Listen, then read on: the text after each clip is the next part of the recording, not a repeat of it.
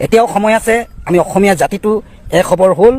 নহলে অনাগত দিনত আমি ইয়াৰ পৰিণাম কিন্তু বৰ বেয়াকৈ ভুগিব লাগিব কোনোবা যদি সন্মানৰ যোগ্য তেওঁ জীয়াই থাকোঁতেই সেই সন্মান দিব লাগে মৰাৰ পিছত তেওঁ ভাল আছিল বেয়া আছিল এইবোৰ গুণ গাই একো লাভ নাই যদি তেওঁ জীয়াই থাকোঁতেই তোমালোকে সন্মান কৰিব নোৱাৰিলা তেনেহ'লে মৃত্যুৰ পিছত সন্মান কৰি কি লাভ সেই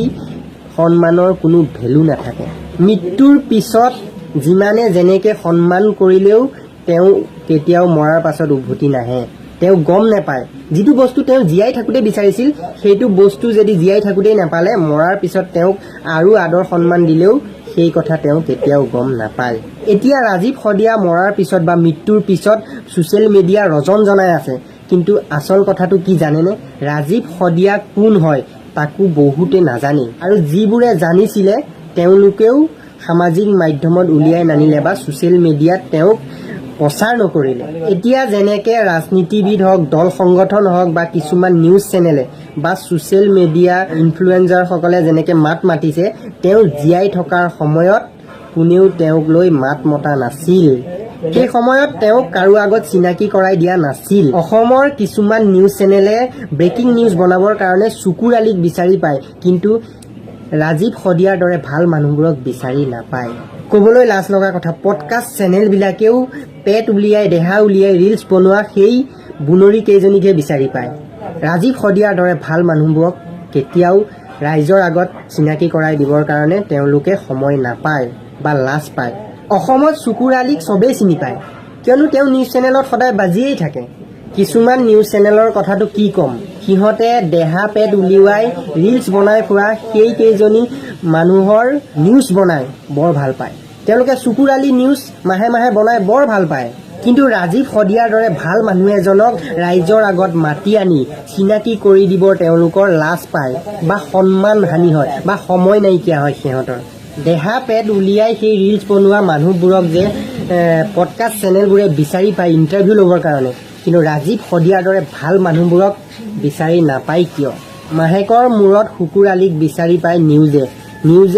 শুকুৰ আলিৰ ওপৰত কিবা নহয় কিবা এটা ব্ৰেকিং নিউজ বনাবৰ কাৰণে তেন্তে ৰাজীৱ শদিয়াৰ দৰে ভাল মানুহ এজনক তেওঁলোকে কিয় বিচাৰি নাপায়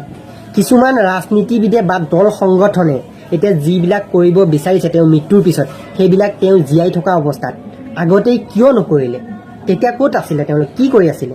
ৰাজীৱ শদিয়াৰ মৃত্যুৰ পিছত বহুতৰে বহুত দুখ আৰু হ'বই দুখ হোৱাৰ কাৰণো আছে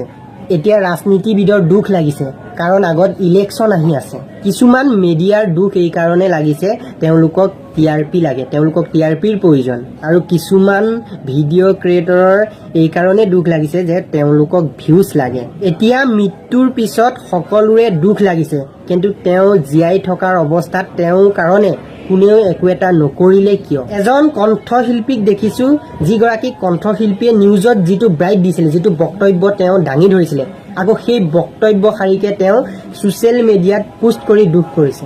সেই কণ্ঠশিল্পীগৰাকীয়ে ছ'চিয়েল মিডিয়াত দুখ প্ৰকাশ কৰিছেনে নাই ভিউৱাৰ্ছ আৰু ফলোৱাৰ্ছৰ কাৰণে তেওঁ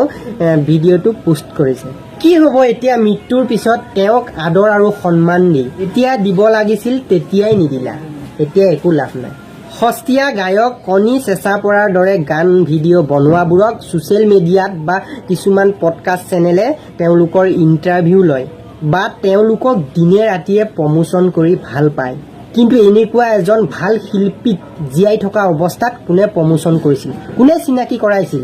কিন্তু মৃত্যুৰ পিছত এতিয়া কাৰ কিমান কথা নুশুনিবা তেওঁ ভাল মানুহ আছিল তেওঁ মাটিৰ মানুহ আছিল তেওঁ আমুক আছিল তেওঁ তামুক আছিল তেওঁ জীয়াই থকাৰ সময়ত সেইখিনি সন্মান আদৰ দিব লাগিছিল তেতিয়া হয়তো তেওঁ আৰু ভাল কাম কৰি গ'লহেঁতেন আজি ৰাজীৱ শদিয়াৰ মৃত্যুৰ পিছত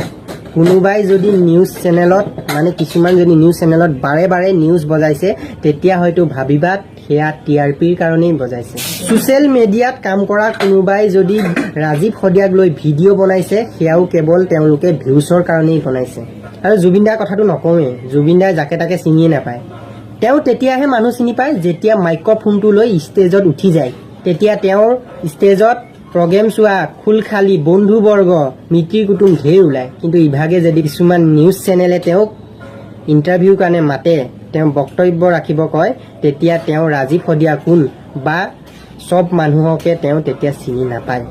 এইখিনিতে আৰু এটা কথা কওঁ, জুবিন দা জীয়াই থকা অৱস্থাতেই যোনে যি কৰিবলৈ মন আছে, যি কৰিব লগা আছে সকলো কৰি ল'ব। মৃত্যুৰ পিছত যাতে নুশুনো জুবিন দা ভাল মানুহ আছিল, জুবিন দা এনেকুৱা আছিল, জুবিন দা আমুক আছিল, জুবিন দা তামুক আছিল। বাকী শিল্পীবোৰৰ কথাটো নকওঁৱেই, যদি কৰিব লগা আছে তেওঁলোকৰ বাবেও কিবা এটা কৰি লওক। মানে মই এটা কথা ক'ব বিচাৰিছোঁ যে যি কৰিবলগীয়া আছে, যাৰ বাবে কৰিবলগীয়া আছে সেইবিলাক মৃত্যুৰ আগতেই জীৱিত অৱস্থাত কৰি লওক। মৃত্যুৰ পিছত বা মানুহজন মৰাৰ পিছত বা শিল্পীজন মৰাৰ পাছত চিঞৰ বাখৰ কৰি একো লাভ নাই। কাৰণ ৰাজীৱ শদিয়াৰ মৃত্যুৰ পিছত তেওঁৰ দৰে মহান ব্যক্তি নাই বুলি ছ'চিয়েল মিডিয়াত চিঞৰ বাখৰ কৰি আছে। গতিকে বেলেগৰ ক্ষেত্ৰতো তেনেকুৱা নহওক যাতে। ৰাজীৱ শদিয়াৰ দৰে মানুহবোৰক আমাৰ দৰে মানুহেই হজম কৰি পেলাইছে বা হজম কৰিছে। কাৰণ ৰাস এখন পাতিব মুখ্য অতিথি হিচাপে কোনোবা নাচিব নজনা অভিনেত্ৰী এজন গুৱাহাটীৰ পৰা নিমন্ত্ৰণ কৰিব। কোনোবা এখন চিৰিয়েলত বা কোনোবা এখন চিনেমাত সৰু ৰোল এটা কৰিলেই তেওঁ হিৰইন হৈ পৰে। নাচিবই নাজানে, আকৌ তাইক আনি ৰাসত নচুৱায়। কিন্তু গাঁৱৰ সেই শিল্পীবোৰে ছাইডত গোপি নাচি থাকে। বিহু ফাংচন এখন পাতিবলৈ ঘৰে ঘৰে বৰঙণি তুলিব, ৰাস্তাই পদূলিয়ে গাড়ী ৰখাই পইচা তুলিব। তাৰ পাছত গুৱাহাটীৰ পৰা ডাঙৰ ডাঙৰ গায়কবোৰক নিমন্ত্ৰণ কৰিব, আমন্ত্ৰণ কৰিব। কিন্তু ৰাজীৱ শদিয়াৰ দৰে ভাল ভাল শিল্পীসমূহৰ চিনাকি কিদৰে হ'ব? ৰাজীৱ শদিয়াৰ দৰে শিল্পীসমূহক কোনে চিনি পাব? এইখন অসমত অসমীয়া আছেনো ক'ত? উজনি নামনি গোটেইখন ঘূৰিলো, এজনো নপৰিল চকু।